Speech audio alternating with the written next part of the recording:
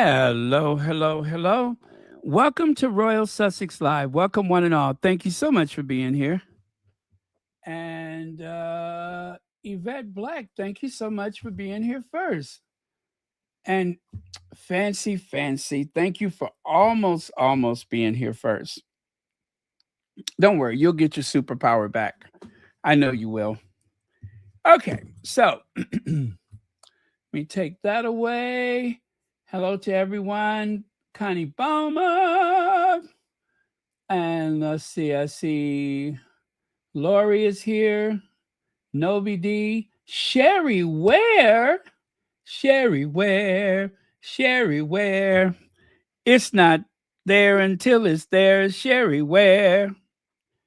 I got to work on that song. Anyway, it has been way too long. But I'm glad you're here. V Morgan is here. Miss Z. And a whole bunch of other people. I see Elaine Parker. And is that Hitley Joseph?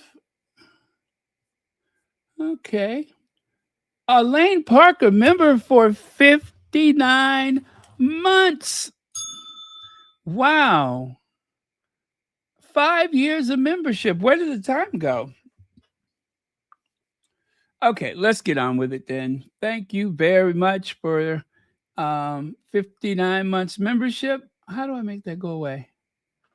Try that. Okay. So the media's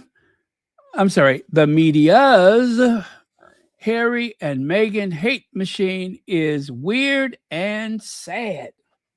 It is weird and sad. That's what they say. And yes, it is weird and sad. It is, I was just talking to someone, and the whole thing we were trying to get to, we were trying to find a comparison. Now, the comparison to what Meghan has experienced, I'm pretty sure we can all agree that since Harry and Meghan have been married, Meghan has received the worst end of it. So the only thing you can compare it to is a presidential campaign for a United States president. The intensity of it, except, listen to this caveat. I have a little caveat I want to share with you. There's a presidential season every 4 years. And so for 2 years, it is an intense campaign. You meet tens of thousands, hundreds of thousands of people. You have stadiums and halls and living rooms all across America. And then it's over. If you win, there's a honeymoon period. If you lose, well, we almost forget who was running in the first place. So, and it's done.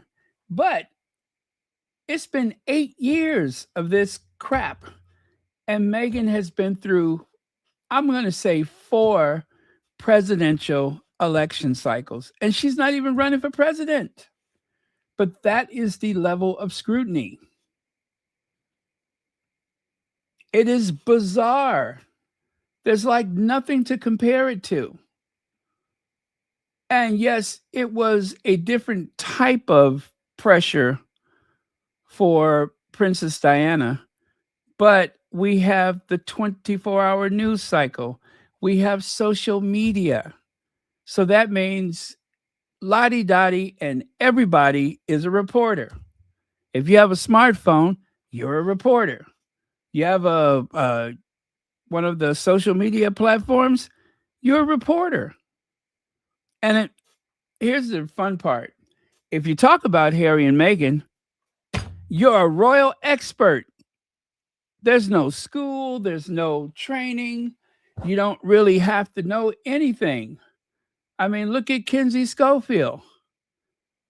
You don't have to know anything. But after a while, people just start calling you a royal expert. So guess what? I'm a royal expert. I'm just as expert as the best of them. So, yeah. If anybody asks you, make sure you tell them that Royal Sussex is a royal expert, tried and true. I'm going to issue myself a diploma. Okay. Oh, Elaine Parker. There it is. Thank you so much. Wait, there we go. Thank you so much for the super chat, super sticker. And thank you so much, as always, for watching Royal Sussex. Okay, let's get on here. I love that photo. So, Meghan, the Duchess of Sussex, and Prince Harry, his and her Royal Highness, rep that is, confirms their UK move and addresses its length. Now, here's you know how they say the devil in the detail? They just had to throw this in there. This is New York Times, by the way. Oh, no, I'm sorry. It's Elle Magazine, I believe. Yeah, I believe this comes from Elle. Anyway, there we go. So they just had to throw in there.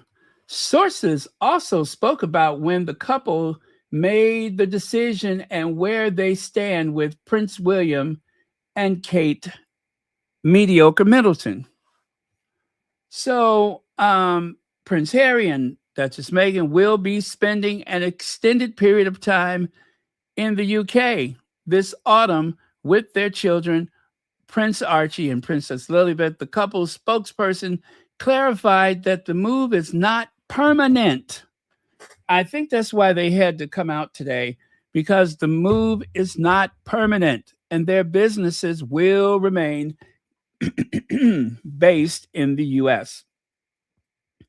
While the couple hopes to spend more time with Harry's family, Prince William is not yet open to reconciliation, which may impact their involvement in royal family activities. Now, I saw that and I don't know if that was something that was just pushed in there by the person who wrote this article, right? The journal, I hate to call them a journalist, but by the journalists or the columnists, or is there something to that? Now, unfortunately, I had trouble trying to get to the New York Times of it.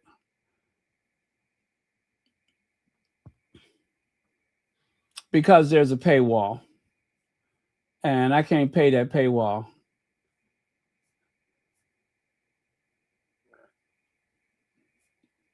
Oh, you know what? I did get to the article, but this one is actually very shady. It was actually very shady, and I didn't want any parts of it. That's what it was.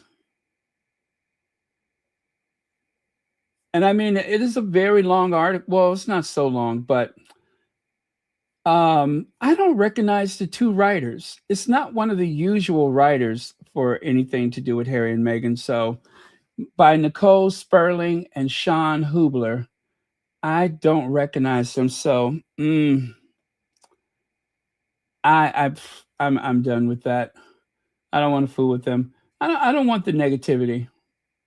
I really don't want the negativity. So, some of these writers, when I see where they're going, because why go through all the revisionist history, where they tweak and change the events to suit their twisted purposes? You know, we like to think of New York Times as being a Sussex friendly space, but it's really not.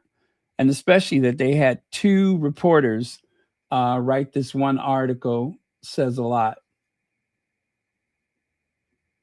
And I think it's a bit of a hatchet job. So, going to avoid that one.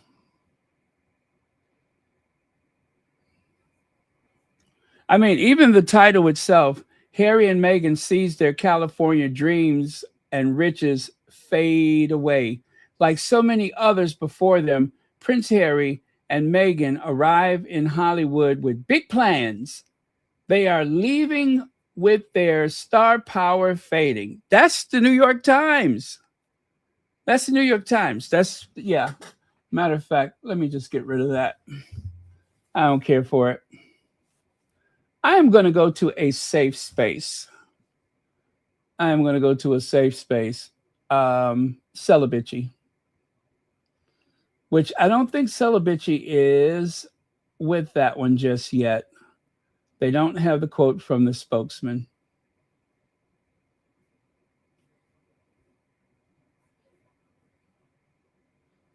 Yeah, I refuse to do the New York Times. And by the way, I think they said the gentlemen start today. I think that starts today. Maybe. Okay. Anyway, so that's pretty much it. Is that but I'm troubled by something. I'm troubled by something. I'm not going to gloss over it. Let's just talk about. Oh, Connie Bomber. Thank you so much for the super sticker.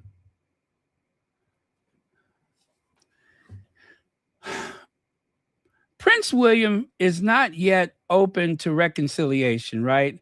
Which may impact their involvement in royal family activities. What, pray tell, activities are those? Guys, I don't want you to break your electronic device. Please don't do that. But I have to say this.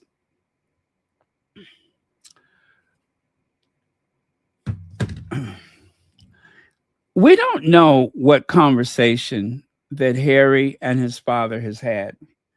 If I was Charles and I had a rogue renegade son like William, and I knew the only kryptonite, the only thing that could bring him down to a level that nothing else could, if I knew that my other son was capable of humbling him and putting him in his place, I might make some promises to my youngest son.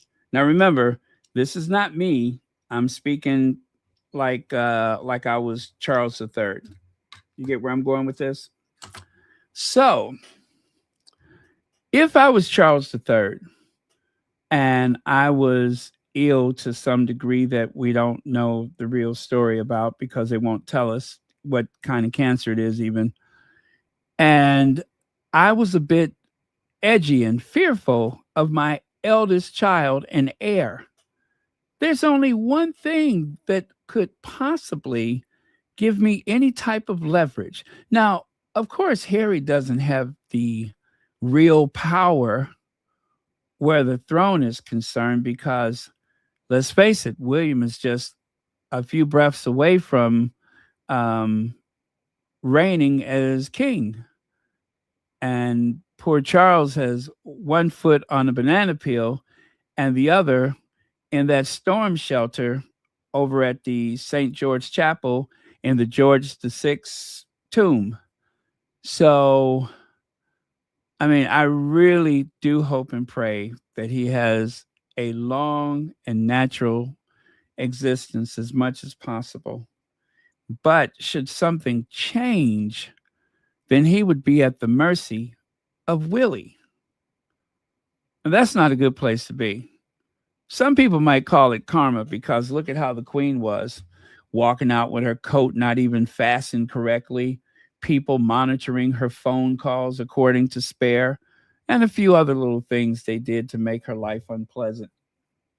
Banishing her to Sandringham because Harry and Meghan came to make an unannounced visit. Well, the queen knew they were coming. You guys remember that? They whisked the queen away and took her to Balmoral. To Sandringham. And then, of course, the queen did not want to spend her last days in Balmoral. She wanted to come back to Windsor. She was not allowed to come back. And why? They extended the holiday, the annual royal holiday. They extended the Queen's holiday. And so when Liz Truss became prime minister, she had to go up to Balmoral, which is very unusual. I think that may have been a first. But such was the need to control Queen Elizabeth's last hours. Don't think the same thing can't happen to Charles. Now, I don't know how robust his health is right now. I'm just speculating. I really don't know. Um, but if I was Charles, I would definitely want to bring Harry on board like an extra insurance policy. So, why did I say you probably get a little angry with me? I still believe that there is a half in, half out coming. Not for Meghan, but they're going to find something for Harry to do. There's no way, especially if the security situation pans out, there's no way they're going to just leave him be. I just don't believe it, especially if he's the only thing that could poke and prod um, Willie and Kitty into doing some work. I could not imagine that they would let that go to waste. But they are some ornery people. And if they know the Sussexes are only going to be there, let's say until October or November or something like that, or whenever they take their school break, if they know what the schedule is, then I am willing to bet that they are going to hightail it to Portugal or back to Montecito. That is the likely outcome. But we shall see. But I really do believe that there are some designs on getting Harry to do something, especially if it has to do with his charities. That is such a gray area. And I think when the final nudge comes along, it's not going to surprise many people. You'll have people saying, "Oh, I didn't know that there were not non, but non-working royals. I had no idea. I didn't know how to, what is the protocol." So that's my theory. Um, I hope it's not right. I hope it's not right. I would prefer the Sussexes steer clear of them, but I just cannot see Harry in the country. And the first time William refuses something,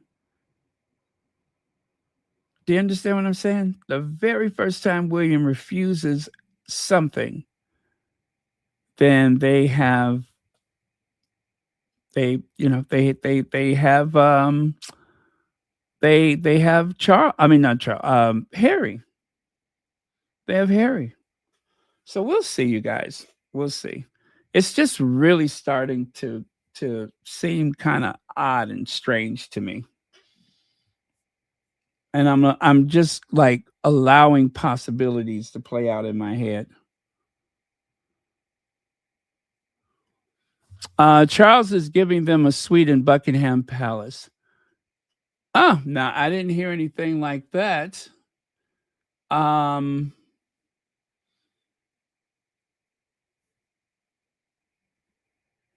I find that hard to believe, only in that um,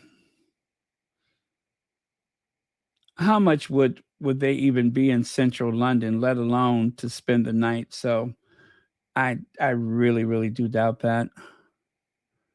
But hey, Charles is doing something a little different from how it appears.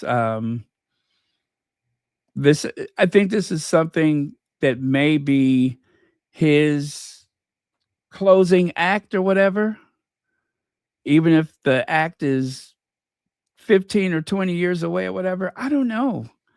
I don't know. We just don't know what Charles' health status is. It would be easier to make an informed decision if we knew, but I don't know how you find out.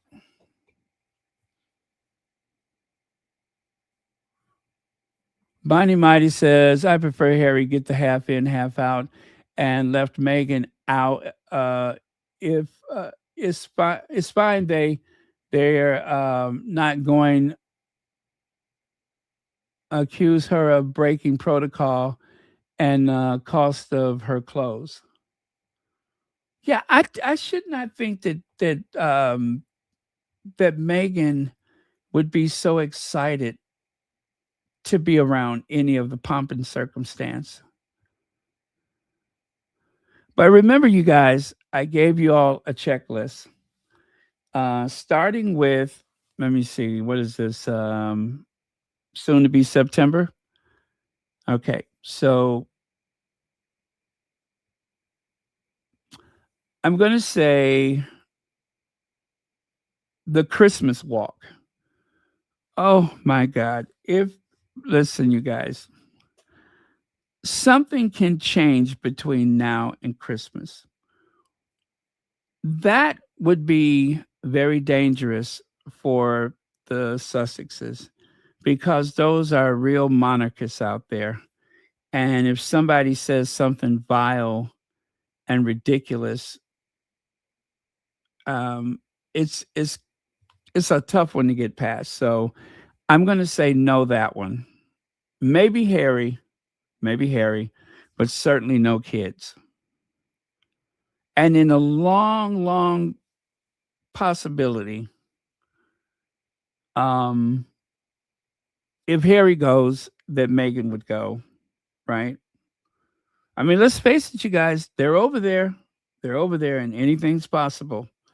So do not kill the messenger. I'm just having a conversation here. So, um, they possibly do the Christmas walk. Archie and Lily do not accompany them. After the service, they hightail it back to the Cotswold, or hear me out, or they go to whatever luncheon is at the Sandringham house. William may or may not be there. It's not unusual for William to not show up to those types of events within that family. William just decides when he will and will not work. End of. Okay? So we got Christmas. And then by March, you have the Commonwealth Day. This is why I think it's a strong possibility because there was no coverage, no live coverage of Commonwealth Day last year. And the only way for the royals to save face, to try to spin it as though they were actually the ones taking responsibility for the resurgence, they would have to have the Sussexes there. Now, and listen, let me see if y'all cussing yet. Let me look through the thing and see if y'all cussing at me. Uh,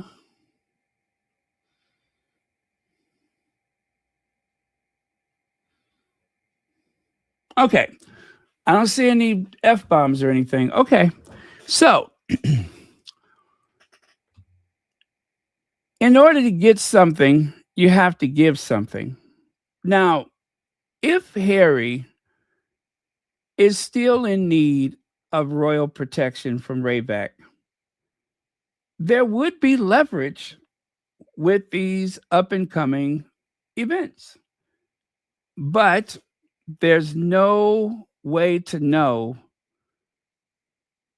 if that would actually go through.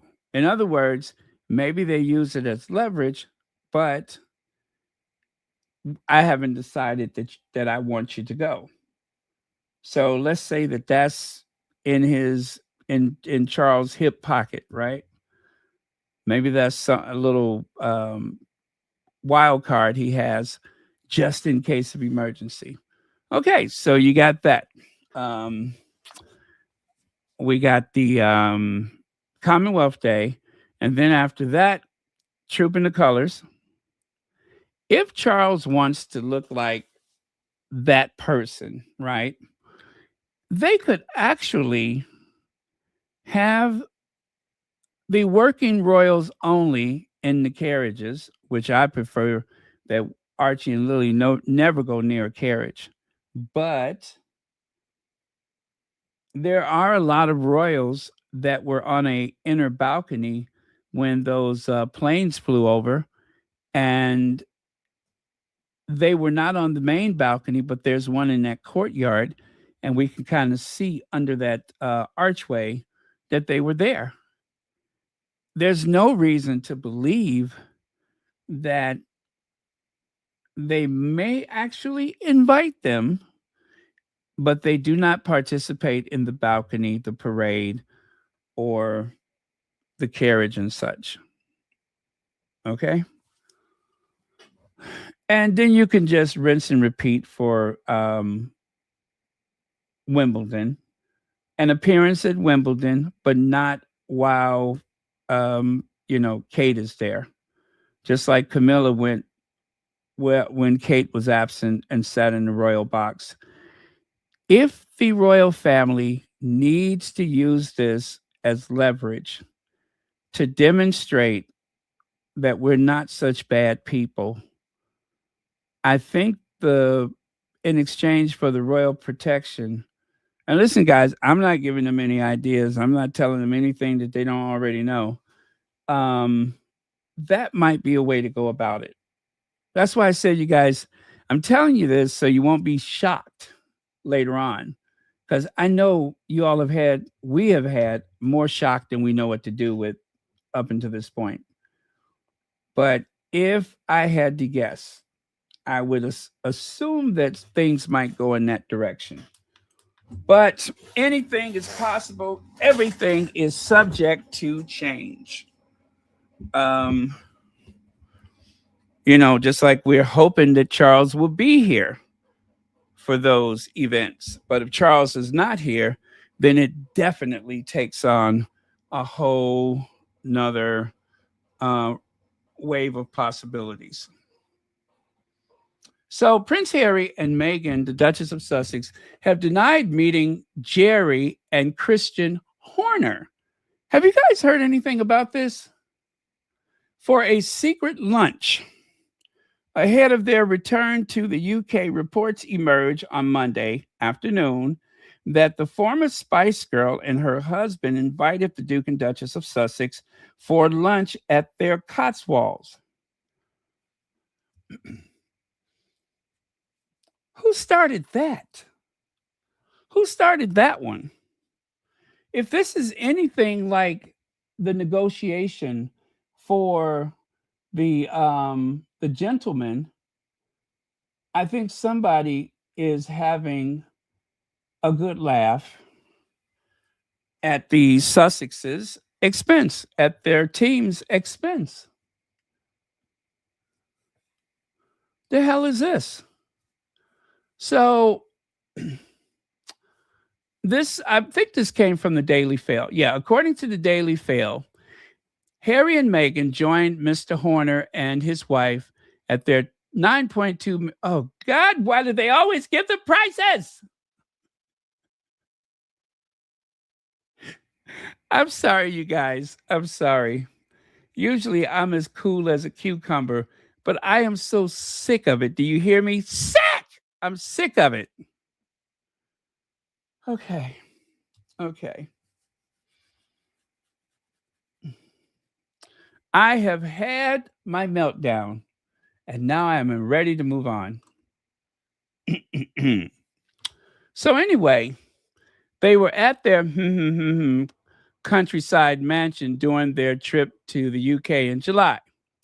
The outlet claimed that the foursome discussed the UK and something, I think it's details, just weeks before it was revealed that the Duke and Duchess would return to Harry's homeland.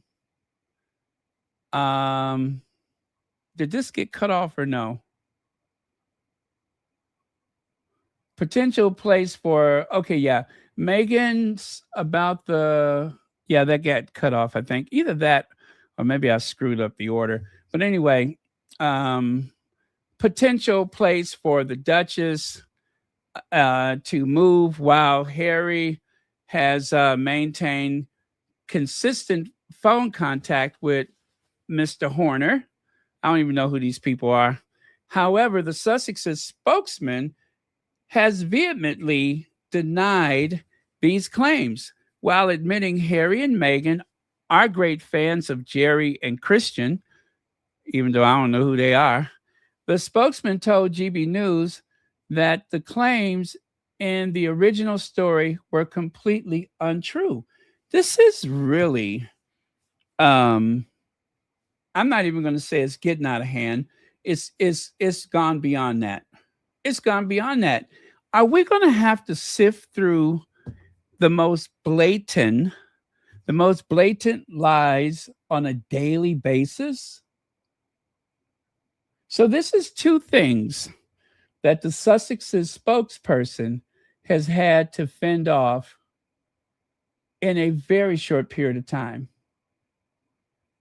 Now, I believe that if the Sussexes are dispatching their spokespeople to push back at this stuff, that means it is making an impact. It is making an impact. And it's what, the 24th of the month. By the time they get over there, I'm just afraid that the anticipation and excitement and all of the reports and such are just going to become quite combustible. And I hope nobody gets hurt mentally, physically, or whatever. I hope nobody gets hurt. But it is just going way too far. When you can just, let's just go back to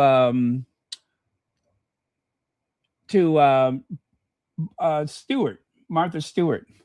Martha Stewart has a new show on Netflix, and she received a whirlwind of publicity for her show on Netflix. And how did she do that? Meghan. So, taking the cue from that situation, then we just suffered through this whole thing about this Guy Ritchie project. And now, to make Harry and Meghan sound elitist and out of touch, famous people having dinner with one another. For most people, it is, pretty routine. But if it has something to do with the Sussexes, it is a meeting, that is to strategize a way to take over the royal family using their what do you call it? Their what do they call it? Court, a gosh, how could I forget? Rival court. They're going to use their rival court to smash the monarchy. Is Meghan getting paid? Now that's the tragedy of it. Hi, Sandra. Missed you. That's the real tragedy. Is Meghan getting paid? I don't think that they would be willing to reach in their pockets and pull out the amount that they owe Meghan. I don't think that I don't think they keep that much money in petty cash.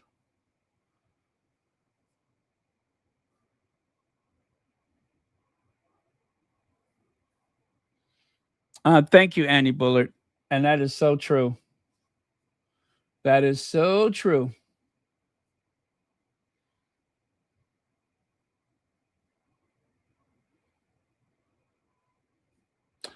Um, Sherry, thank you for that very sensible quote. I said it and I say it again, this about Invictus, Harry needs to be on the ground for the next year instead of back and forth.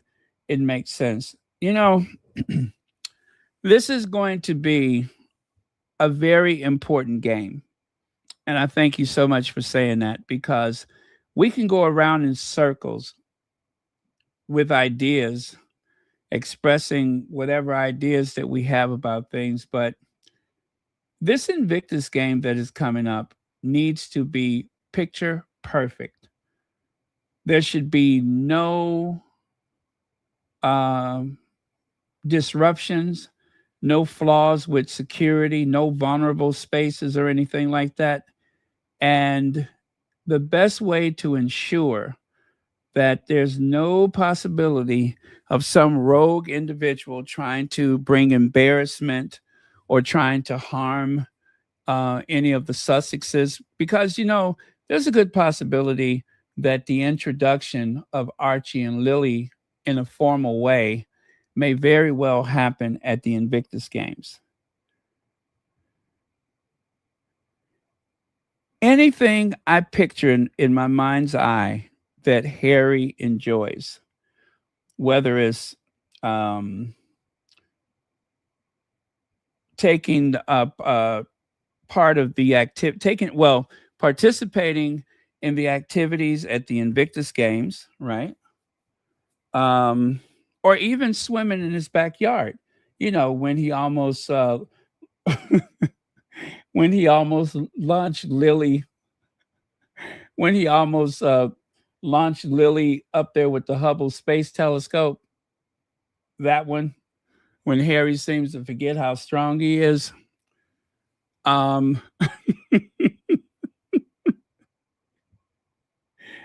I still say, you guys, please do not ever let me get careless and hop in the swimming pool and have Harry throwing me in and out the water.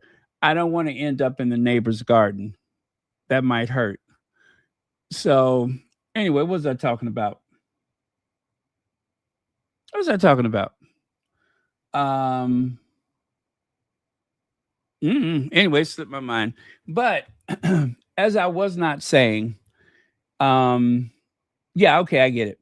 The Invictus games need to be perfect. And the only way to ensure that is for Harry to be there on the ground as often as possible.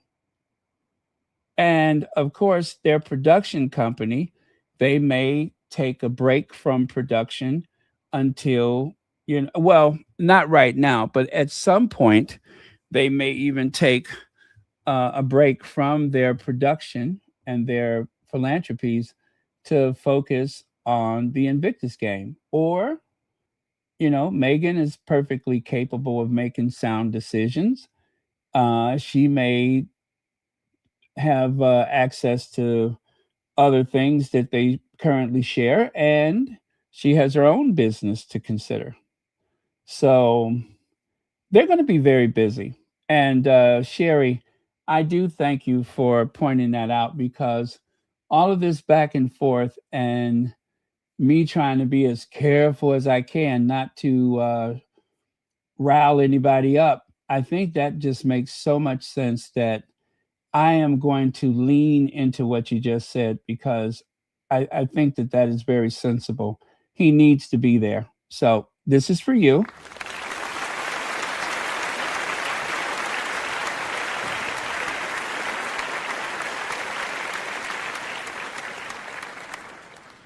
Now, because I'm a certain age, I'm going to forget that you said that. So, um, I'm going to probably forget that you said that in about 5 minutes, but thank you in advance. Thank you.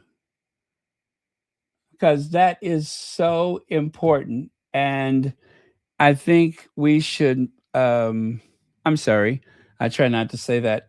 I believe that we should give that the reasonable amount of consideration. And that is that Harry will be here as this is being put together. Makes so much sense. Okay. I mean, it's a year, but hey, whenever you plan something that comes around once a year or once every 2 years, there's a lot of preparation. And maybe this one will be as close as they could ever possibly hope to get to like an Olympics type of event.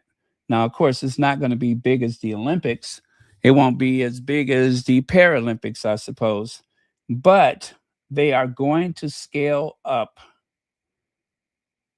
the Invictus Games. They're going to scale it up. Also, let us not forget that didn't Harry have some type of isn't he starting some new type of business or something to do with um oh, you guys, I just had that um Professor Hazel Jones. What was that business venture that Harry just mentioned? I I'm picturing it, but I don't know what the words were. And it did not get much press, by the way. So anyway, um, that particular thing may actually maybe that's taking place over in the UK or in Europe. Okay, how do you guys feel about that? Please let me know. How do you feel about that? That Harry needs to be on the ground in the UK as often as possible. How do you guys feel about that? Because I'm going to lean into that. I'm not saying that it's the whole answer, but I'm going to lean into that. And I'm going to, what? What? Are you kidding me? What? Do you hear how high my voice is getting? What?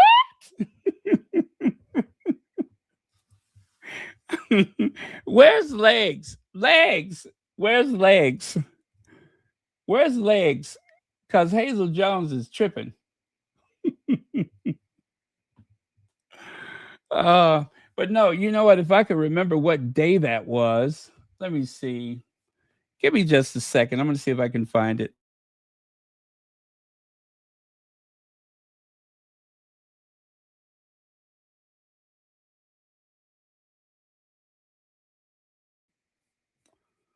Um,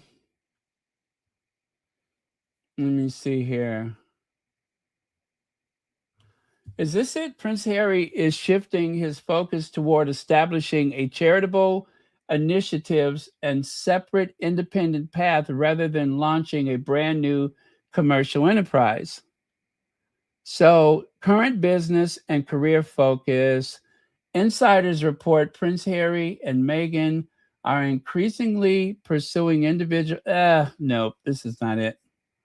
I don't think that's it. Uh, mm. Did I imagine it?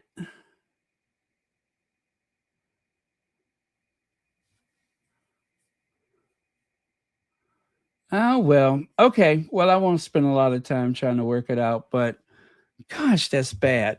I guess I didn't talk about it that much.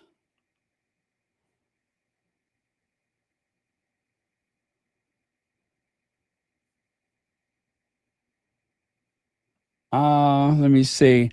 I think it's about Invictus mostly, maybe a bit Charles. It's dinner time. I'm hungry. Woo. Okay, I get that. Um, hmm. All right, let me take a look at this one. Hi, Baron. He is starting a project for vet employment rather than their giving time for volunteering. I think that's it. I believe that that's it. That sounds so familiar to me. Oh man, how did that get past me? Yeah, I do believe that's it. Thank you so much for that. Now, as before mentioned, I'm going to forget you said that in about 5 or 10 minutes, but thank you.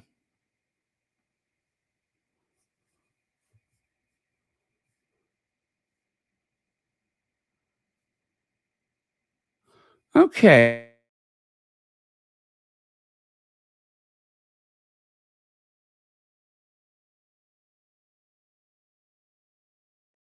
So I'm just going to search that out and see if I can find something.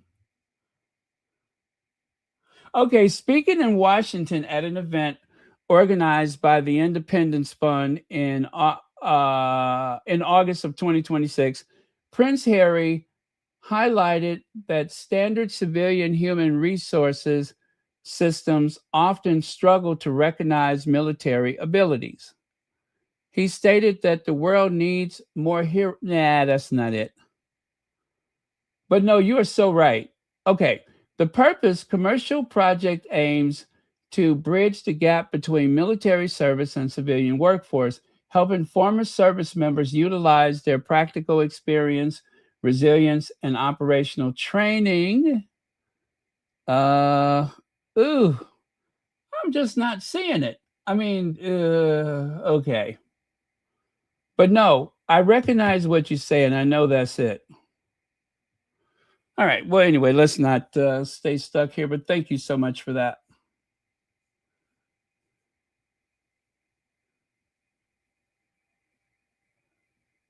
Okay. So I'm not imagining it.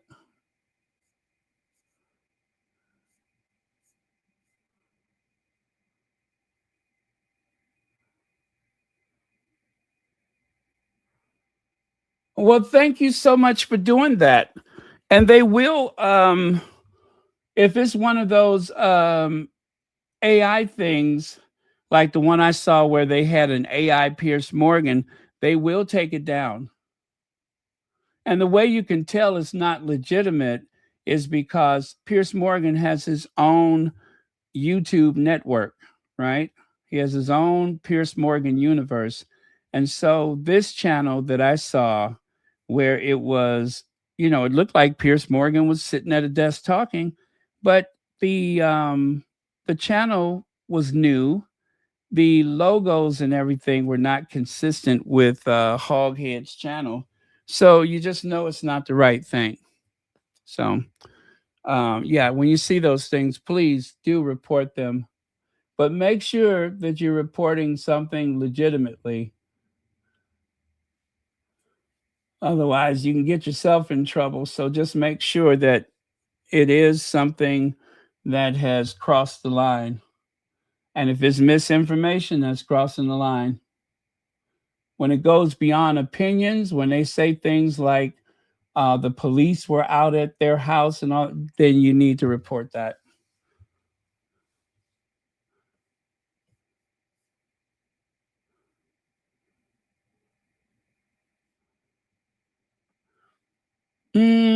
Yeah, that's a possibility. That's a possibility. Let's see. um, it could be a long time before As Ever takes off in the UK, but if Meghan can partner with retail spaces, then of course it can happen that much faster.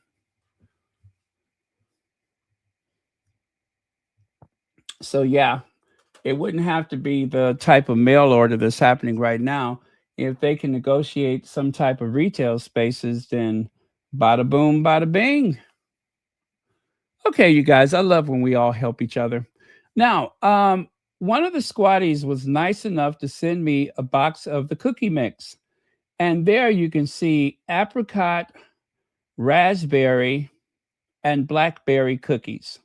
I didn't do any orange marmalades, but I made those yesterday, or was it early today? Anyway, I made those, and they are superb. So thank you, Squatty. I don't know if I'm allowed to say, um, but thank you so much for that. And that's actually batch number two. I had made half of it, and then the next day I made the second half of it. So yeah, I just took like I didn't use my thumb. I used a measuring spoon, a nice round measuring spoon, and I pushed into the dough. Now, when you do that, it splits the side if the dough is too chilly. You want to chill it in the refrigerator, and if it's too cold, then that's going to happen. So where I could, I would try to pinch it back together, but they came out perfect. But I forgot to put the flower sprinkles. I literally forgot the flower sprinkles. How could I have been so careless? Speaking of careless, please hit that like button. Please hit the like button. Please, please, please hit that like button.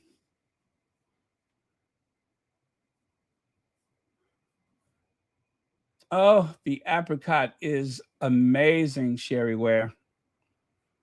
So this is apple butter, I think is what it is. Megan's new fruit spread is apple butter. Oh, that is going to go perfect on some like perhaps a biscuit or scone, if you will, or some of those crumpets. You know, they sell the English crumpets at Trader Joe's, and you can put them in the toaster and get them nice and crunchy. And all those nooks and crannies are perfect for some of that Irish butter and then a layer of the fruit spread. And then you just crunch into it. And I tell you, the rest is just bliss. Bliss, I tell you. But the apple butter, I cannot wait to taste it. I cannot wait to taste it. Oh, that's going to be perfect. Apple butter. Mm. See what Megan is doing? See? We're on Beyonce's internet, and we'll be able to have Megan's breakfast. This is exciting. I'm so excited that I just can't hide it. I'm about to get some butter apple spread, and I think I want to. I want to. Yes, I'm going to get some of that butter apple spread.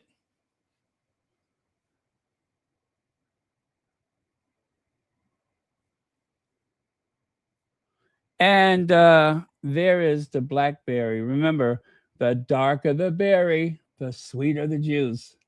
And it was wonderful, marvelous that you should care for me. Thoughtful, nice, paradise. I love my blackberries.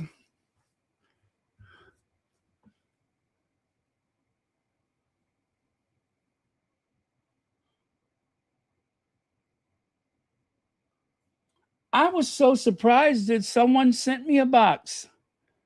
I was like, is this? I know this ain't really. And I said, okay, let me go and get some unsalted butter. So easy to make. You just blend that unsalted butter.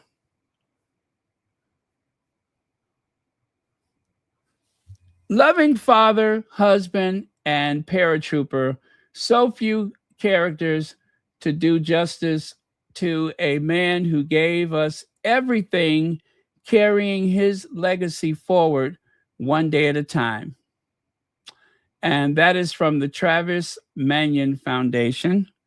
Um, that's not the name of the soldier because the derangers are who they are and they do things that they do. I decided to omit the name of the soldier. I really hate doing that, but you derangers, you do not have any civility whatsoever.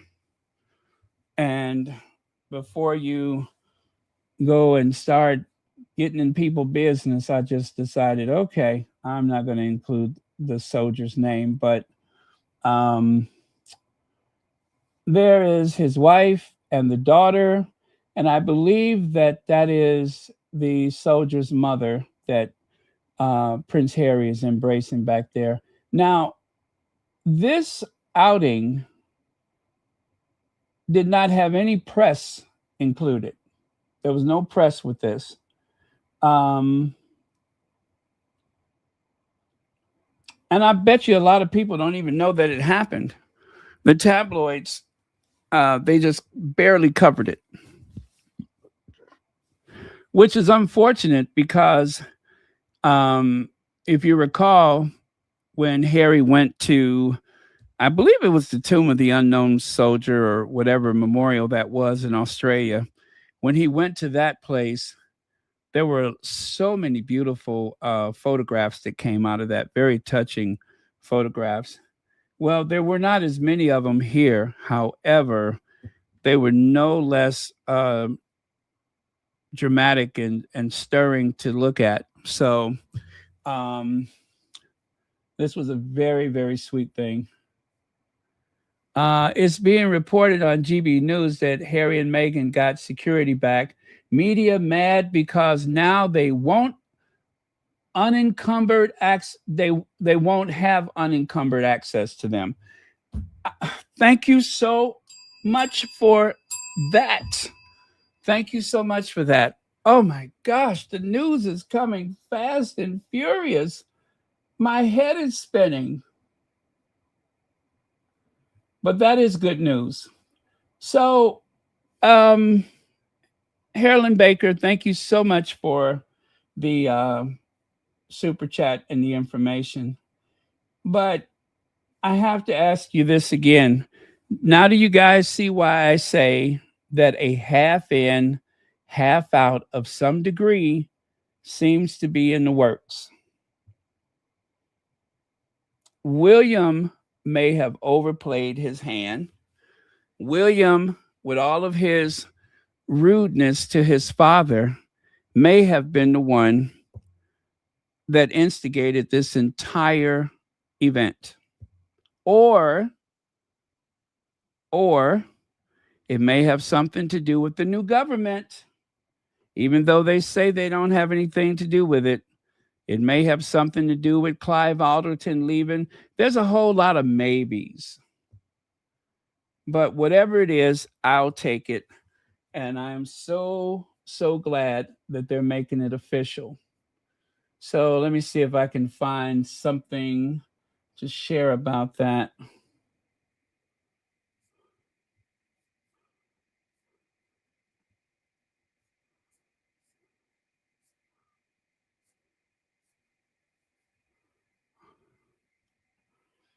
Uh, oh, by the way, you guys, let me show you this. Oh, the soldier's first name is Michael. And it takes everything I have not to cry when I look at that picture. That is so sweet. His daughter is saluting um, him, saluting her father. Oh, God. That is so touching. This man suffered for over 10 years. I believe he stepped on the IED, whatever those bombs are, roadside, improvised something. He stepped on one of those and it erupted and his leg shattered. And over 100 surgeries later, and years since that day, he has finally succumbed to his injuries. So I believe we need to take a moment.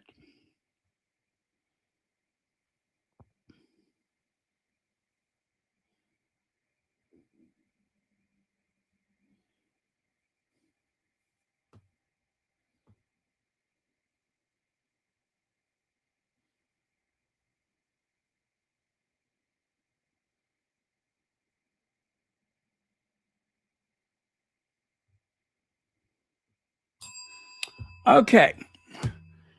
I tell you, that picture right there just destroys me every time I look at it. God, that does. That poor girl. Yeah, over 100 surgeries. Over 100 surgeries he had.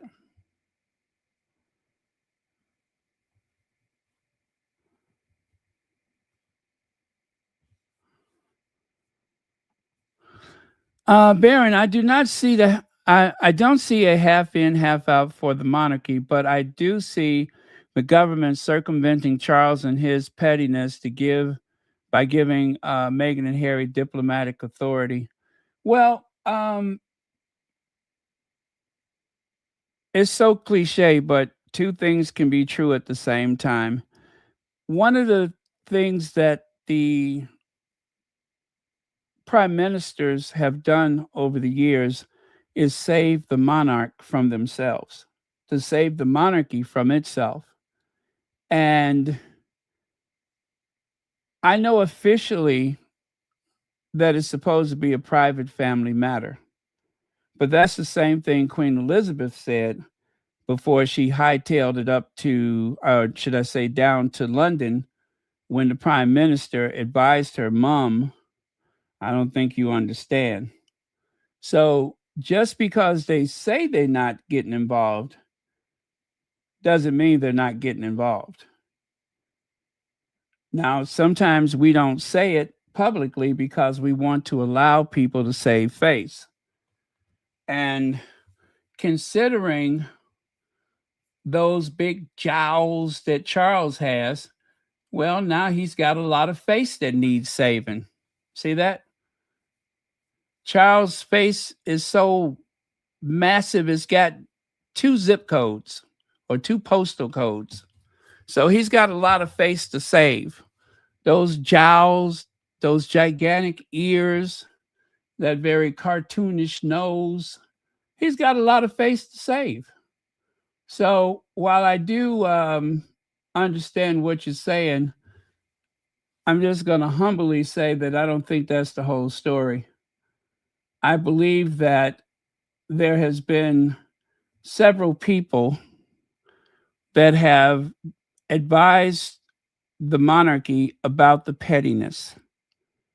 The pettiness has gone so far.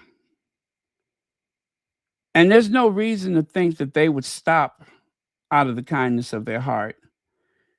But if given sound advice from the right people at the right time, I think anything is possible. It was just going too far.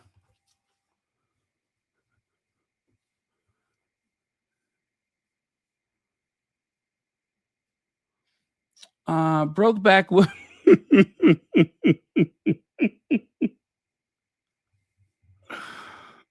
Brokeback Billy. Uh, oh, you guys are funny.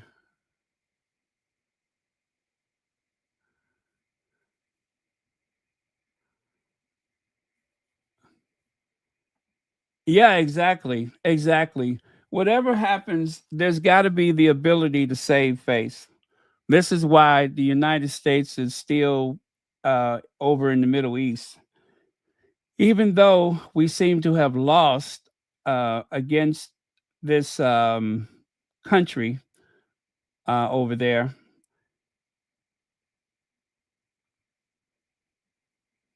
I do believe that the reason why we have not um, tucked our tails and run is because the occupant of the White House is trying to save face, and he's got a big face too.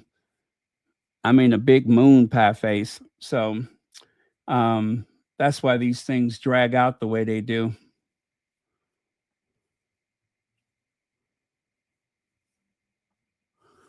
Let's see. Cypher says King Charles III's official deputies, known as the counselors of state, Prince Harry, is so he automatically will have some private duty and suspect Harry has documents to review on a regular, so some royal work.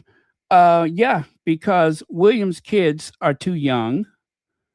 And okay, because I'm a royal expert, I'm going to say this. Also, I have a very, very knowledgeable person backing me up, Hazel Jones. Even though she kind of, you know, went south,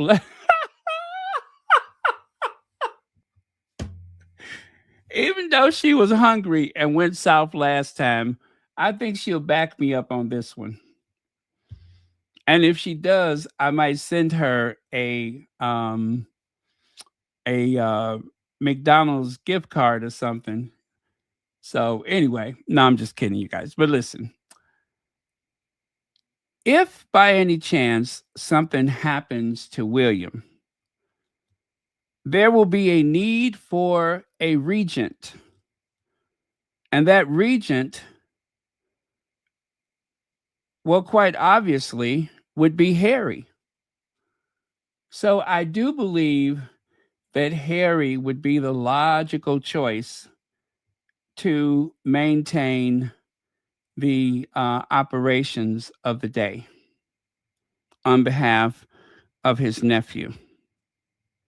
And I'm just being very practical. I'm not wishing anything bad on anyone, but it's just the fact that the show must go on, right? So I think that Harry will be given some responsibilities, and it's almost making me wonder about something too. Is there something about Willie that we don't know about? Is there something with Willie's health or well being that we don't know about? Is there something so volatile or so delicate that they cannot fully trust him?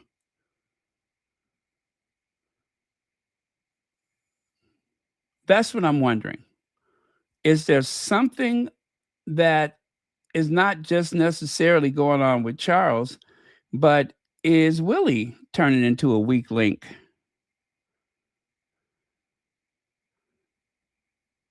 And as I'm hearing the words come out of my mouth, I'm actually getting kind of nervous. I am getting kind of nervous thinking about it. What if there is something major happening?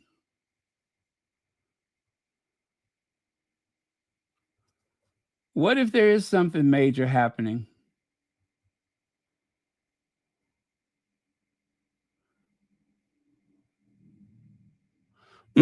That's something to think about, ain't it? This thing is moving very fast, you guys. Whatever this is or is not, it is moving fast. Let's see. Sunshine. Well, I haven't seen that name in a while. Sunshine on my shoulders make me happy. Sunshine in my eyes could make me cry. Anyway, Sunshine, you say, to this community of Sussex supporters, I appreciate you all. Oh, thank you so much. And thank you for the super chat. Now, as I was singing, if I had a day that I could give you, I'd give you a day just like today. Um, and then I forget the words. Okay, so let's move on. Anyway, that was Harry's. Oh, and more news, you guys.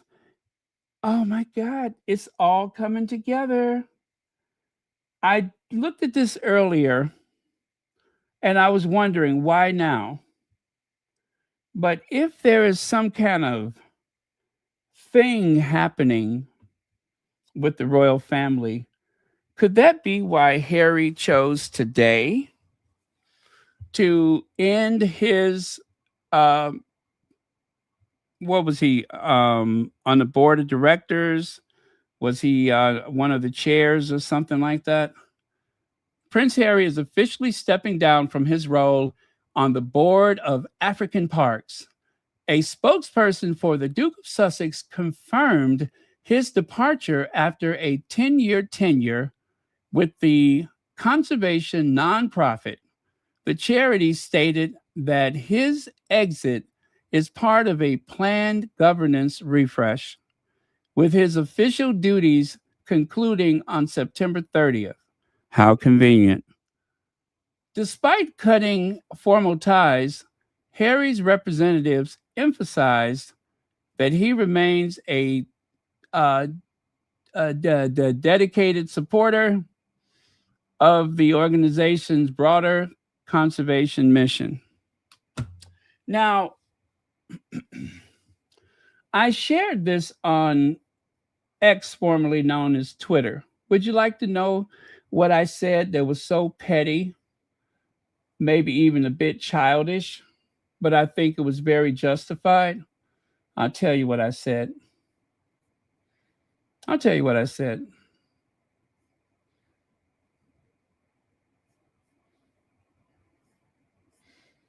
I said, um, everything that you see right here, right? And then I did a little uh, PS. Thank you, African Parks, for one of Prince Harry's hottest photos ever. Yes. Thank you, African Parks, for one of Prince Harry's hottest photos ever. I love that photo. Harry looks good there. I'm getting Raiders of the Lost Ark, um, Tomb Raiders, and some of those other movies. Yeah, that is a good look for him.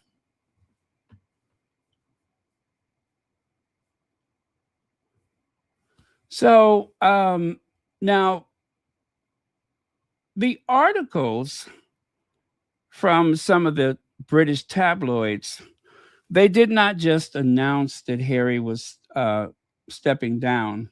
They had to list every salacious detail of something that had nothing to do with Harry.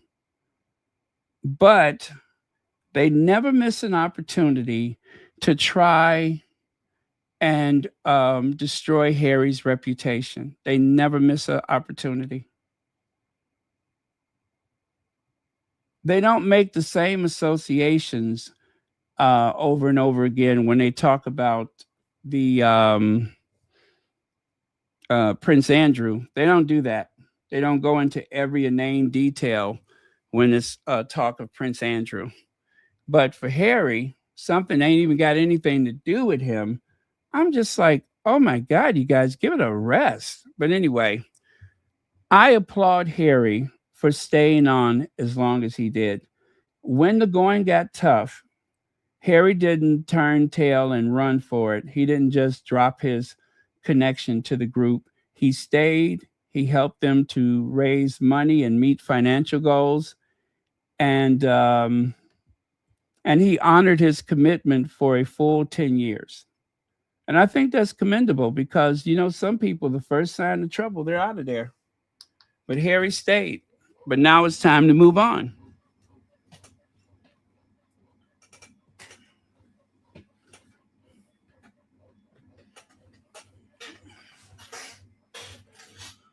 Oh, you guys, I just don't know what to think. It's just so much stuff going on. Really, I cannot keep up with the news.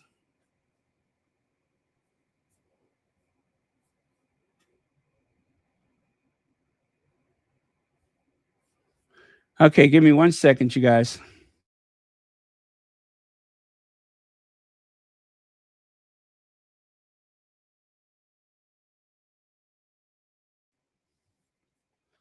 Okay. Um,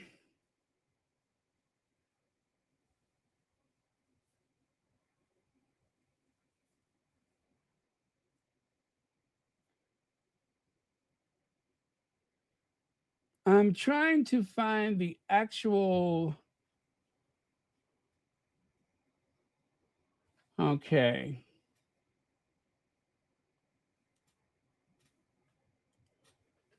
And you said that was GB News is reporting that. Let me see if I can verify anything. I don't see anyone else carrying it though. Reports indicate Prince Harry's official UK armed police security may. Oh, see, there's a maybe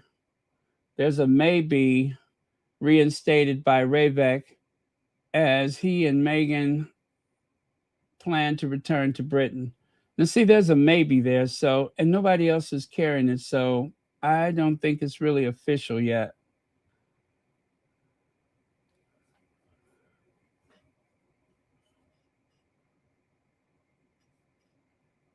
Yeah, I do see a maybe.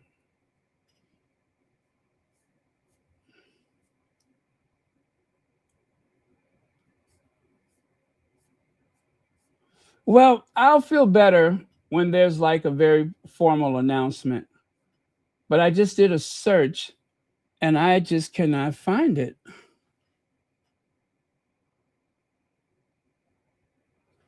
Oh, hi, Legs. The person I reported on YouTube was Dan Wooten. Oh, good for you. Okay, good. Very good.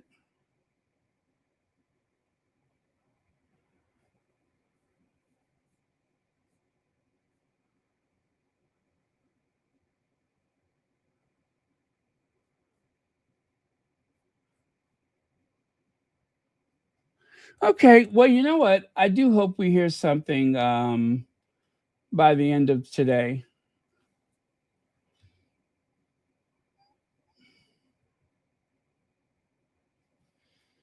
Because if you recall, they had us believe in that earlier this year, only for them to take it away again.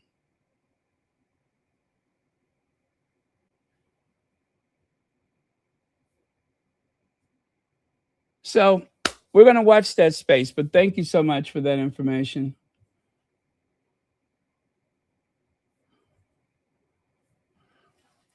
You don't always have to agree with Harry to welcome him home. Now, that is the Telegraph. Oh, it was Good Morning Britain. Oh,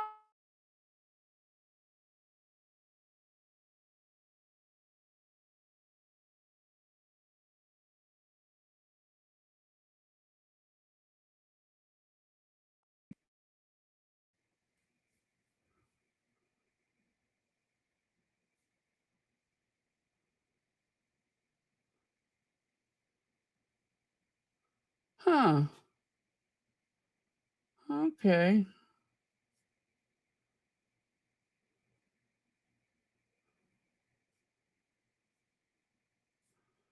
I'm just curious that nobody else is talking about it, though. Yeah. If it's 100% certain, then well, let me stop because that's what happened last time. That's what happened last time. We thought it was, and it still wasn't.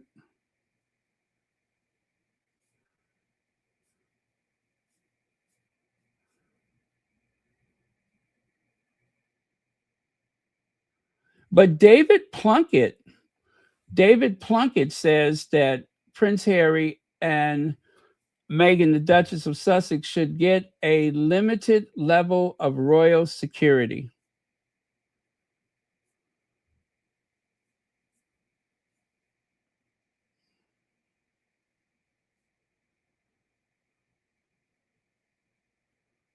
And I don't know what his title is. Let's see. Oh, he's a former home secretary. That he's a former home secretary, so I don't suppose he has a lot of influence. All right. So this reporting, and no offense to anyone who is suffering, but this reporting is kind of okay. I'm not going to say it, but it's very inconsistent. This Telegraph article says you don't have to always have to agree with Prince Harry to welcome him home, right? But look at this one. Same newspaper. The Sussex's selfish return spells peril for the royal family. So, one article is saying, don't despair, don't worry about it. It's a good thing, right? And the other one is saying that it is going to be the end of the world as we know it. Make that make sense. Same newspaper. Now, I got a soundbite for you guys. You see that person right there? That is the one who started all the nonsense about the Guy Ritchie thing. It was she's the guilty party. And she says so herself. Now you would think that she set the record straight and that was the end of it, right? Wrong. I'm going to let you hear it. I'm going to let you hear it.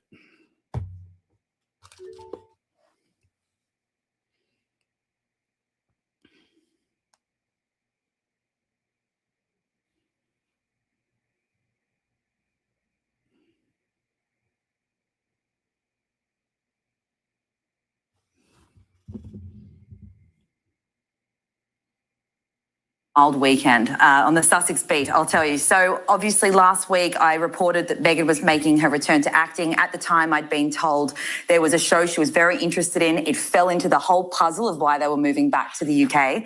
And of course it was confirmed by industry sources like Variety and The Hollywood Reporter. Soon after, heard it was The Gentleman. Hours later, there's a tweet goes out that says that the deal's off. Now, as I currently understand it from my sources, this was all news to Meghan and her team, and that as far as they know that the conversations are ongoing. Now, it is just in the discussion phase, so this is something that contracts haven't been signed, obviously, and it's a little way off, but the conversations, as they understand, as I'm hearing, is that it's still going on, and so we will possibly still see her in The Gentleman season 3, but something else I'm hearing is that with this return to acting and with her signalling her interest in it, there actually are a number of offers that they're seriously considering. It's been an absolutely... Did that make any sense to you? Does that make any sense to you? Either it happened or it didn't happen. I'm not sure what she said. I'm not sure that I'm satisfied with the response.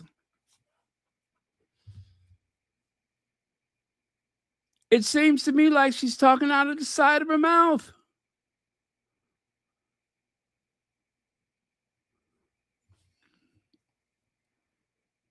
Yeah, it makes no sense. I'm just like, well, did it happen or did it not? Or was this just free publicity? There you go, word salad.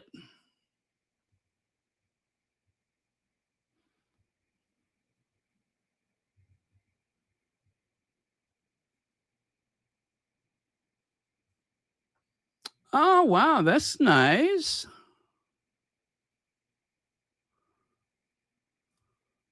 Very nice. Congratulations.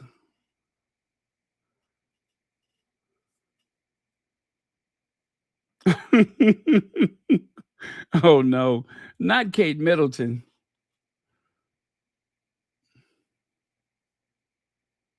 All right, let's go on to the next thing. Now, Brer Rabbit, the saber-tooth reporter, that unitooth saber-tooth reporter, he who is so giddy about the Sussex's return that he don't know whether to shit or go blind. Let me show you what he got to say.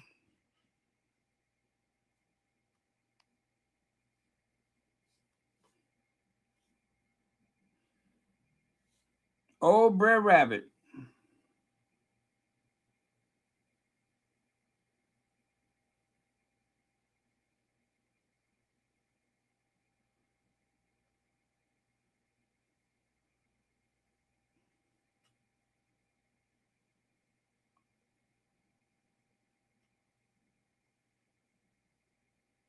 Okay, it's coming, you guys. Here it is. Is it? Now, getting on to William, you've actually reported that William and the King's relationship has never been worse. Why is that? Well, it's really fundamentally, I mean, the Andrew thing is now I mean, obviously, this is a bit of a speed bump, but the Andrew situation is now basically settled. William won the argument. Andrew is not really going to be allowed anywhere near the monarchy for the foreseeable rest of his life. Harry is very, very different, and the king is making a lot of accommodations for Harry. And William thinks it's unfair, and thinks that it's not appropriate and doesn't guarantee the long-term survival of the monarchy. So I've heard that a close friend of the king saying that the relationship, quotes, has never been quotes, is as bad as it's ever been between William and Charles. You don't read a lot about this in the kind of UK media, because the King's press office, has pretty tight control over the mainstream media, because if they, step too far out of line, they could be kicked out of the royal press pool. Now, getting on to William, you've actually reported that William and the King. Okay, so as you can see, it was starting to repeat there. Now, I'm going to give Tom Sykes a bit of credibility for one good reason. He was one of the main people trying to make us believe that William was the real engine behind the monarchy, and that nothing moved unless he knew about it. Nothing was said or done unless he was in on it. And then, of course, we find out that nothing could be further from the truth, that William is completely out of the loop where Charles is concerned. We don't even know if he gets one of those red boxes. I'm sure he does, but does he even look at it?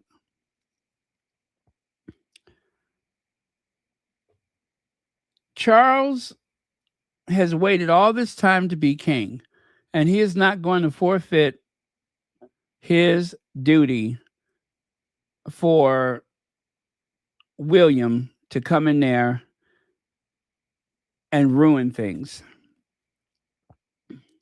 So I just don't see that happening unless Charles is unfit and unable to execute his duties. Then William has nothing coming. Now, in the event that Charles slips away, then of course, for William, it's winner takes all. Highgrove, Balmoral, everything. And let us not forget, he would have control over 2 duchies. I didn't realize that until one of the squaddies said that. He would have control over the Duchy of Cornwall and the Duchy of Lancaster. He would be ruling on behalf of his son. And there would be no pressure for him to put someone else in his role. He'll just do it.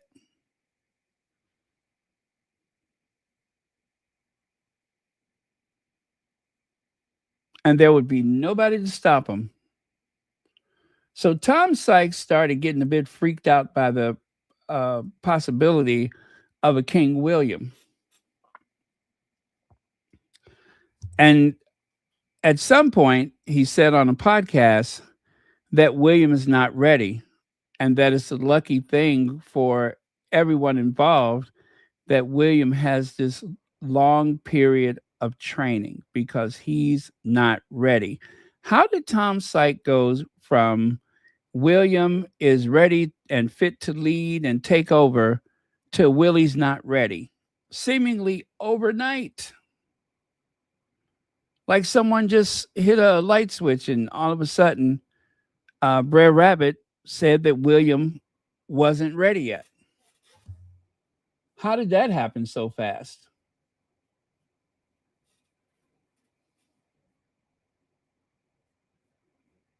Well, I mean, I know it's because he's truly not ready, but still.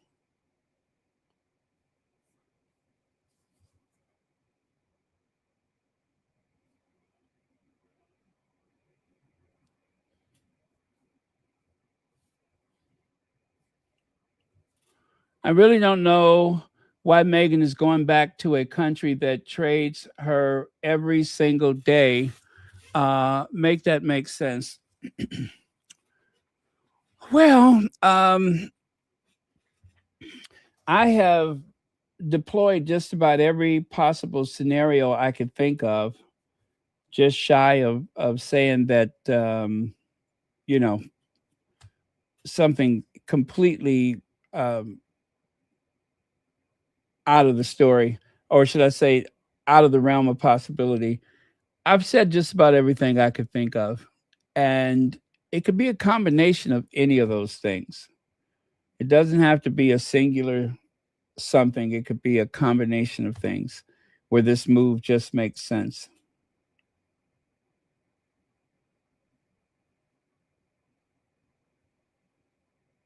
So I couldn't tell you. I couldn't tell you what's happening because it seems like on the hour, the possible reasons are changing.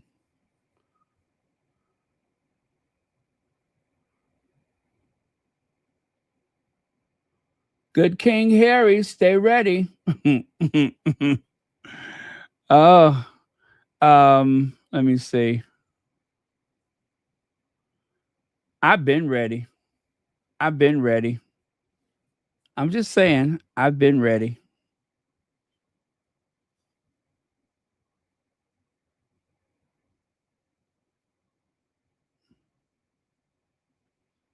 All right. Get back over here. Woo! You guys, we got some sound bites to get through. Now, this is a good one.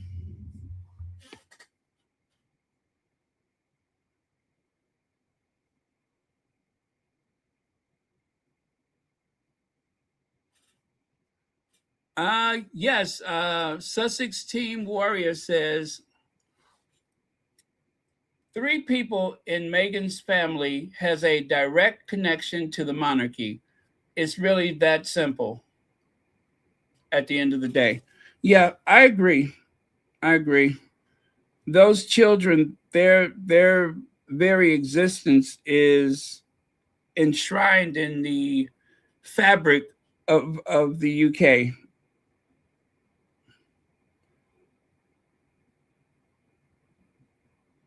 And they're too high up on the line of succession. They're way up too high. I mean, okay, so after Charles, you got William, and then his 3 kids, Archie, Lily.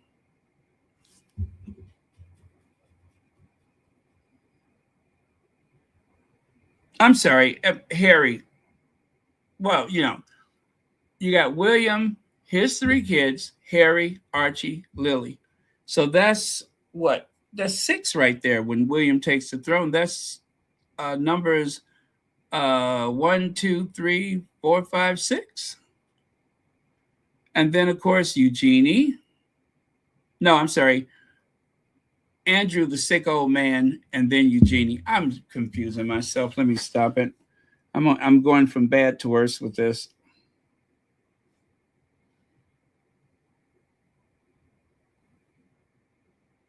But everyone, please, thank you so much for sharing your opinions because this is a big deal. It really is. Understanding is that there's going to be a review into whether or not we taxpayers have to pay for their security, and we could end up footing that bill, couldn't we? Well, let's just remind ourselves who the Fab Four were, which were the Beatles. And when they split up, I can remember they never got back together again. So perhaps that's an indication of what will happen with this so-called Fab Four. I think I agree with Mike, actually. The blood is so bad that I think it's very unlikely. William will retain what he calls, no doubt, a dignified silence, but he's in danger of looking cold and churlish if he says nothing, and being hoisted by his own petard if he says something. So the big losers from this are William and Kate, if you like, if you want to look at things in analytical terms. And the winners are probably Charles, who looks like he's the only person trying to pull people back together again. But in terms of the cost, look, I mean, I understand that we come back with no guarantees from the Home Office about the cost of security. And I think in some ways, ironically, they may have come back partly because they were refused security cover. What I mean by that is, had they been successful in their court case against the Home Office for security cover in the UK, that may have read across to security cover in the US, which is phenomenally expensive. But because they haven't got that, they may have had to come back, tails between their legs. Their deals with the big multinational companies are kind of fading. The money's not coming in. There's also, Harry says he loves his country. I'm sure he does. And those things are playing in together. But let's be quite clear about this. They will carry on in the public eye, whether people want them to or not. Harry's got the Invictus Games next year. He'll be centre stage from that. And he is actually more better with the media than William is, who's rather stilted and stuffy on occasions. And I think there will be an alternative court, and it will make William and Kate look less good than they do at the moment. Gosh, an alternative court. And they do, as you say, have a star appeal. But isn't it possible that actually it could be a good thing for the royal family? We know that the slimmed down monarchy is actually a bit problematic when it comes to attending all of the events. Maybe it's time to have a second think about half in, half out. And maybe the king might be okay with that. I was reading over the weekend that Theo Rycroft, who is one of the king's most trusted aides, he's the deputy private secretary to the king, has made it his #1 issue to try and sort things out between the brothers. I think it's good for the monarchy if they do get out together again. I think it's highly unlikely they will. And like Yasmin, I'm not particularly fond of the royal family. Let me just say about this slimmed down monarchy we keep hearing about. There is no slimmed down monarchy. There are fewer people on the Buckingham Palace balcony, but the costs of the royal family are rocketing in this country. Absolutely rocketing. It's now costing us about £500 million a year. I want to see a slimmed down cost, not fewer people on the balcony at Buckingham Palace. Okay, all right. It's interesting that there was some polling over the weekend. The Mail on Sunday found 68% of people think that they should pay for their own security. Pretty hard to argue with stats like that. Thank you very much. It's very easy to argue with stats like that. You got to figure out where they're coming from. Let's see. Leg says the kids are older enough to know their Spencer cousins and UK roots. They will also probably stay until Invictus. That way, kids know about UK. Thank you for the super chat. I do believe that it is important because of their place on the line of succession that they need to experience the United Kingdom. They just have to. And it's necessary. And if they are certain that they can do this safely with the children, I don't see a good enough reason to say no. What's different is that there's no expectations on either Harry or Meghan that they should do any official royal engagements. Now, as far as Harry is concerned, like I said, I do believe that that is going to change. I don't know how they're going to do it, but something is going to come up.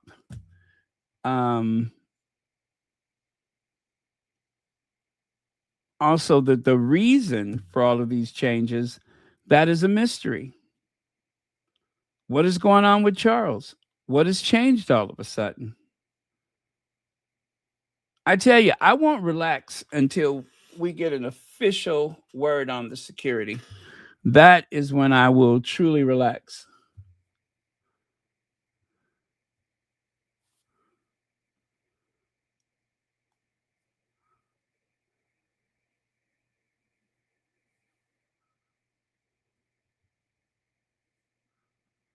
Okay.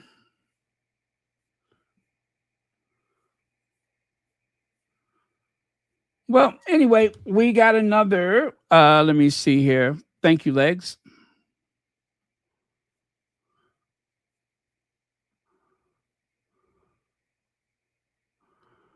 Okay, I think that should have covered it. Gosh,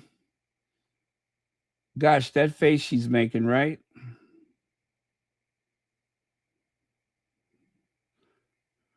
They will carry on in the public eye, whether people want them to or not. Harry's got the Invictus Games next year. Okay, we heard that one.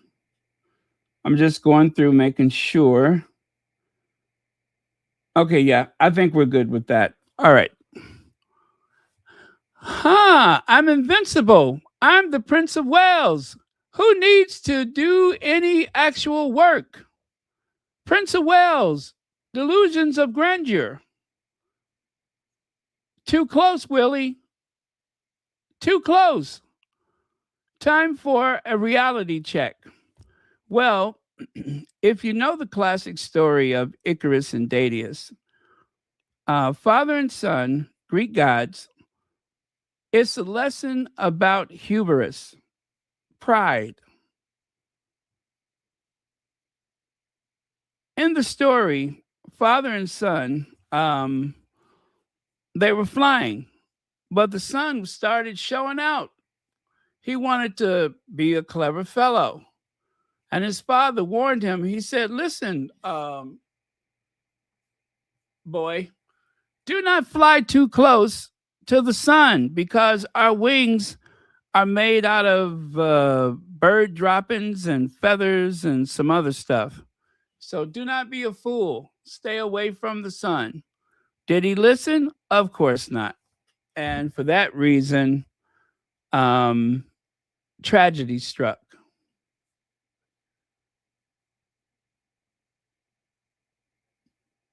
Now, Zandy Sussex says, I must admit, I am thoroughly enjoying this very public clipping of William's wings.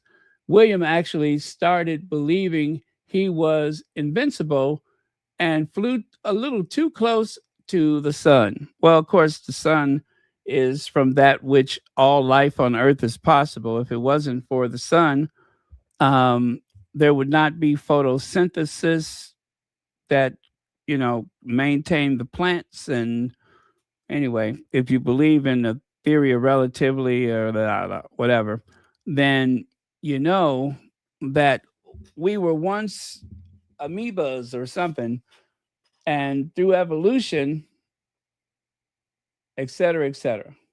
Okay, so at the very short end of the gene pool, you have Prince William.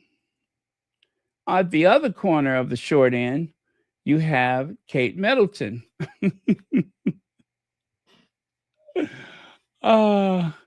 Anyway, but yeah, but Charles didn't have time to wait for William's wings to soften and break. He just pulled out a big pair of scissors and just started clipping. Now, what's really cool, if you ever been to Chicago on LaSalle Street, they have this. This is a mural. It is a micro mural. Those are not paint. That's not paint at all. That is actually mosaics. And those mosaics are, made into one image. You can just barely see those little fragments of tiles. And that is over the doorway of a building on LaSalle Street. Whenever they build a new skyscraper, there's a law in most cities, especially big cities, where you have to dedicate a certain portion of the building to public art. And so that at the entrance of the building is there to remind people, do not get too big for your britches, for disaster could happen. Now, I've been knowing about those for a long time.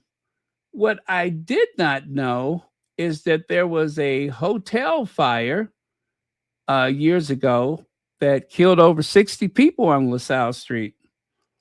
And so obviously somebody did something wrong with the planning for the building. And as a reminder, when they built this structure, they included that lesson of Greek mythology so that people would never forget not to be extra. Don't be too big for your britches.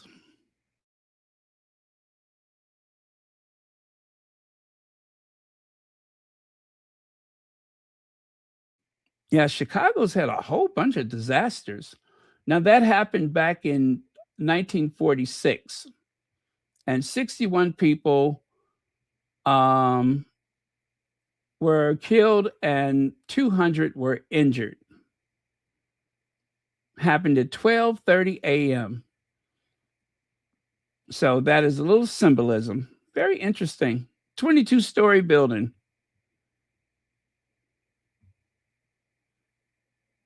Spread right up the old elevator shaft. Oh, well. Now, I have this. Oh, my goodness. Those ladies on the left side was going at it today. I was like, Lord, it's going to be a barbecue at Twin Oaks tonight.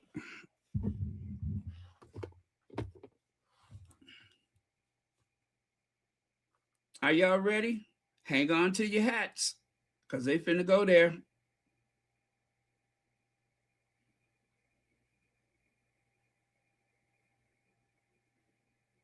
Life go about their daily business, who've become very famous, who pay for their own security. They haven't been maligned in the same way that Harry and Meghan have. Harry invited that. Harry didn't invite that. Oh, and this is just my opinion, Angela, but let's think about why they were driven out of the UK. I personally think they were driven out of the UK because they were used as scapegoats to cover up for other nefarious things that was happening. I think Prince Andrew is one of those things. I don't think they would have had to have left to go to California if they were given the right support from the family in the way they should have, for the racism that Meghan faced, for the scrutiny that Harry faced. Yes. Not alleged, come on. We understand what Britain is as an institution. I think some of the hate that is wielded at Meghan and Harry is because she's not an English rose. Look, there's a lot it's rooted in envy agree. and jealousy. On the That's all. cesspit of social media, there were some utterly unforgivable racist remarks. And also from the family themselves, questioning the colour of the child. But that has but where is the robust evidence of who said that it was a her, she versus him? Maybe it was said, maybe it was not. We're not in a position to judge that. Do you think Harry would lie on his family and say that his family were saying?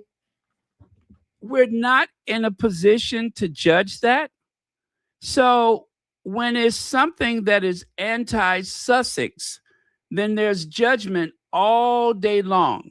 But if it's to do with the royal family, the rest of the royal family, then, oh, well, we're in no position to judge that.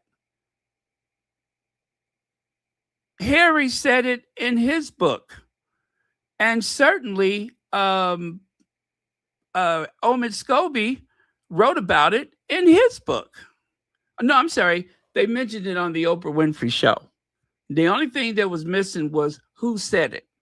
Well, now, according to Omid Scobie's book, they named Charles and Kate. Even though I think it was Willie, they named Charles and Kate. Things that were potentially racist and microaggressive. After what I think Harry understands the world of those claims. After what Harry has done, the other thing that I would say to you is that I think you should go back and look, or anybody invested in this debate, go back and look at the press coverage when Harry first started going out with Meghan. There was a reservoir. Here we go again. All you have to do is go back and look at the press coverage. Everything was going their way. They got the most amazing press, and such and such a da. And then Australia happened. Okay. Of goodwill for all the things you say about, this is this old institution, it's fusty, 5 minutes, it's set in its ways. We were team Harry. We wanted it to work. We wanted it to work. What I'm hearing is just arguments over whether we sort of like Harry and Meghan or not. And surely it's not about that. Surely whether they get brought up, surely whether they get protection or not is down to whether they face a genuine threat. Prince Andrew, for example, is a good thing to bring up at this point because he doesn't get police protection. It's former Prince Andrew, I'm being told. It's hard to break those sort of common phrases. Andrew doesn't get police protection anymore. King Charles pays for his private protection. Harry's already said he's willing to pay. Maybe they just get private protection and they can get private protection. But Andrew has armed private protection, something that's not available to Prince Harry. Andrew has armed private protection. But I think until we work out what the level of threat is, which I think is a dire level of threat towards this family, I think that the taxpayer should pay for it. And if it isn't the taxpayer that pays for it, then maybe his father should, or the royal house should, in the same way that they pay for Prince Andrew. If we can't pay for that, former Prince Andrew, if we can't pay for them, but we've been able to pay for other people and wield other people for 10, 15 years, and this is just a family that ran out of the country because of how they were treated by the press and those within the royal house, I think it's fair. Okay, the issues that we should mention is that paying for private protection, of course, is doable, but there is a difference in protection. Private protection officers cannot carry guns. RAVIC protection officers, police officers can carry guns. So there is a big difference, and they also have additional information, intelligence sharing, which you won't get with a private firm. You guys, that's why I always say these panel discussions, they confound and they frustrate. They do nothing to move the ball. Now, I must say, the lady on the far left side was one of the most effective people that they've had on here in some time, because she did not allow them to shut her down. Usually, they talk over anyone who's in favor of the Sussexes, and you can't get a word in edgewise. But she made sure that it was understood, even if there was all of this so-called good press, it only lasted for 5 minutes, she said. It was only good for 5 minutes. So, I'm almost embarrassed that I shared this with you, because you don't get anywhere. It doesn't move anything. I guess my big fascination with it is that this young lady was able to get so much information out there. I couldn't believe it. Usually they would have shut her down no sooner than she started. Like that one poor lady who wrote the book, the lady with the dark hair, and she's got those massive bangs, and she's just not a scrappy street fighter when it comes to a debate. And so she's easy to shut down. This girl was having none of it. She was having none of it. So I have to say that I really, really do appreciate her spirit, because usually it just doesn't work out that way. Aha! Is that the firebrand herself? What's her name? The one on the right side. She's good. She's good. Let's hear what she has to say.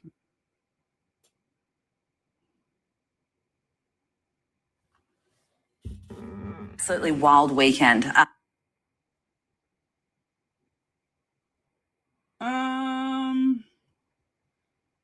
Oh, Lord, don't tell me I don't have it. I got it.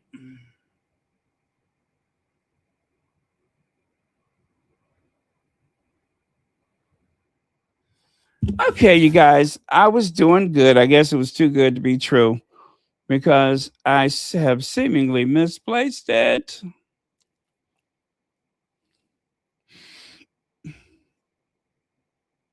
So I think the blood between Prince William and Prince Harry is so bad, particularly on Prince William's side, that I would be amazed if there was a reconciliation. However, for the monarchy to survive, I think there should be a reconciliation, and that will be driven by King Charles III, who will want to try and repair the damage within his family. Do you think we could ever see the Fab Four back together? Well, I don't think so. I think the blood between Prince William and Prince Harry is so bad, particularly on Prince William's side, that I would be amazed if there was a reconciliation. However, for the monarchy to survive, I think there should be a reconciliation, and that will be driven by King Charles III, who will want to try and repair the damage within his family. Do you think we could ever see the Fab Four back together? Well, I don't think so. Okay. No Fab Four. And that's a ridiculous thing. If I never hear Fab Four again, it'll be too soon. So I have this, and then I have one more slide, and then I'm done, Can you believe it? I hope I didn't miss anyone's comments. I think I'm good. I know I missed this one. I do apologize. You sent that one twice. And I do hope that I do hope we get the final information that we need just to be sure. Now this lady, I found her just as I was starting. But it was interesting. I'm in Rome a couple of years ago, and I'm with my best friend, and we're walking around, and we want to sit somewhere outside and have a glass of wine and like a little snack. By the way, this is not really about today, but I thought it was interesting. So here goes. I'm in Rome a couple of years ago, and I'm with my best friend, and we're walking around, and we want to sit somewhere outside and have a glass of wine and like a little snack. So we find this lovely little restaurant where they've got tables outside, and of course the tables are all like on top of each other. There was this one table with 2 seats, so perfect for us, and there was a guy in his 30s, and he was with a woman, and she was probably in her 30s, and a little dog. And we said, hey, do you mind if we sit here next to you? And they said, oh, no problem. And they're British, right? But that was my British accent. And so we sit down, and the guy starts chatting us up. And he's like, what are you doing here? And we begin a conversation, right? The friends, we figure out quickly they're best friends, and they've come for a long weekend to Rome. And the friend is very reticent to engage with us. She sort of has like poopy face and is kind of, you can even tell by her body language, she's sort of taken pulled her body back because she doesn't want to engage with us. And at some point, he's like, well, what are you doing here? And we said, well, we're actually getting ready to leave. We're taking the train to to Florence, and then we're doing like a Tuscan vacation. We'll be with a group of people. And he said, how long is that? And we were like, we'll be here for a week. And at this point, the woman decides to engage. And she goes, a week? And we're like, yeah, like we're here for a week. And she starts laughing, and she says, you Americans are so ridiculous. And I'm like, excuse me? And she said, why would anyone just go somewhere for a week? And I wanted to say, bitch, you're here for a long weekend. Like, kiss my ass. And I don't say, of course I don't say that, right? Like, I have manners. And we're just kind of like, hee hee ha ha. At some point, the royal family comes up. This is why I'm making this video, because I heard yesterday that Meghan and Harry are moving back to the UK, and my prayer is that they never cross paths with these 2 humans. So at some point, the royal family comes up. And as we're talking, he says something about Meghan and Harry being in the United States, in California. And we're like, yeah. And I have no skin in the game. I do not love Harry and Meghan. I do not hate Harry and Meghan. I think they are people. I did really enjoy Harry's memoir, but like I'm in no club on this. And he starts talking the most vile, mad shit, just short of saying what I know he wants to say. I know what you want to say. I'm not stupid. I'm an American. I can sniff out a racist, you idiot, you wanker. And he doesn't go that far. He doesn't say that. But the vitriol that they had for that woman, because she has ruined the royal family. She has brainwashed Harry. I mean, went on and on and on. And I just remember sitting there thinking, what a strange thing to feel so passionate about. Just 2 people living their lives saying, hey, like, we don't want to do this anymore. I didn't sign up for this job. I think we're going to go to the United States for a couple of years.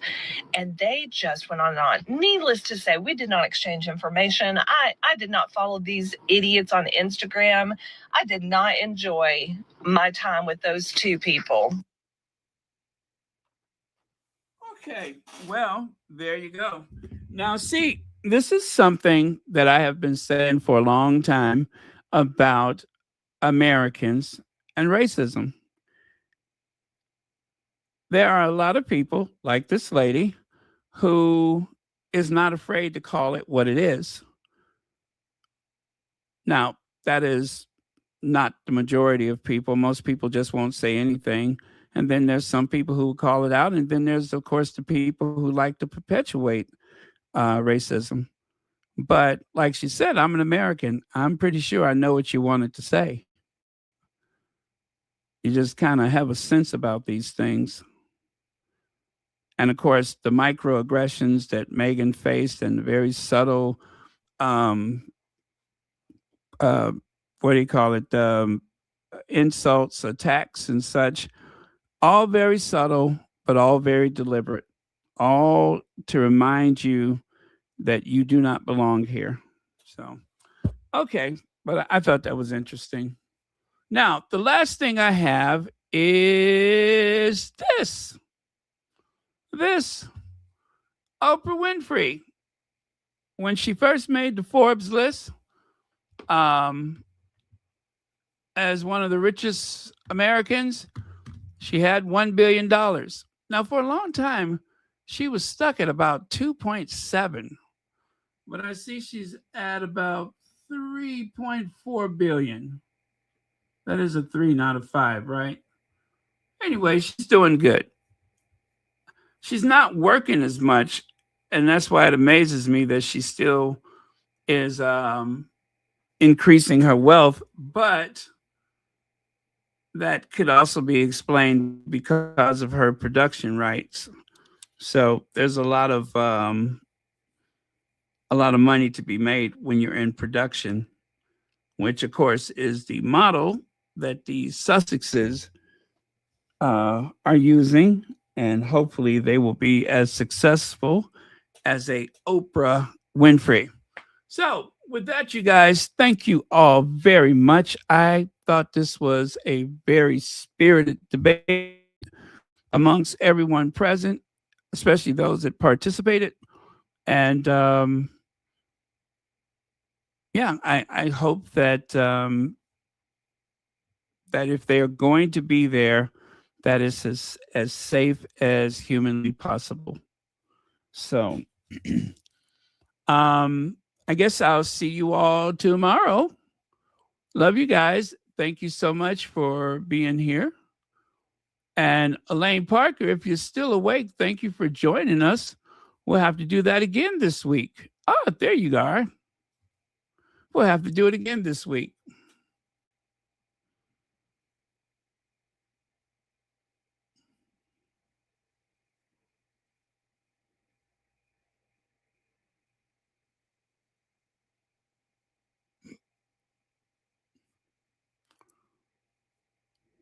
Okay, see you guys.